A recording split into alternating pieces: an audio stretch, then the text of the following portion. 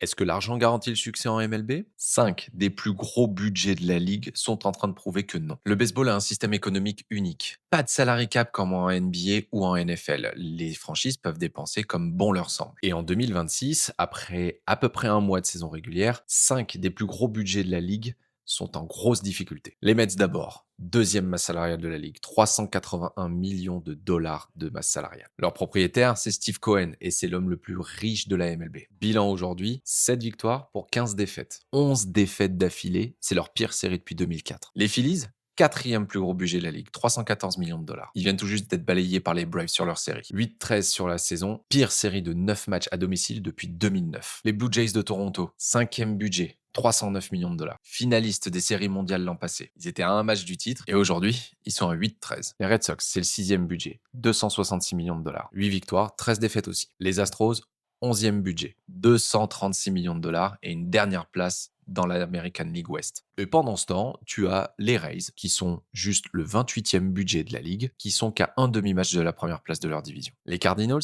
26e budget avec 111 millions de dollars seulement. Ils ont le cinquième meilleur bilan de toute la ligue nationale. Le baseball, c'est le seul sport majeur américain qui n'a pas de salary cap. Et en ce moment, on est en train de voir que l'argent ne peut pas forcément acheter les victoires. Il peut acheter les stars, mais il peut pas acheter la cohésion. Les Mets de Steve Cohen, ils ont Lindor, Soto, Bichette. Les Rays n'ont pas d'immenses stars comme ces équipes-là. Et pourtant, les Rays gagnent. Évidemment, c'est que le début de saison. Mais est-ce que tu penses que les Mets vont pouvoir se reprendre et jouer au niveau où on les attend? Dis-le moi en commentaire. Et tous les lundis, oublie pas, j'envoie le débrief US. C'est mon analyse exclusive de la semaine des sports américains. Tout ce que je dis pas en vidéo, je le dis là-dedans. C'est gratuit et le lien est dans ma bio.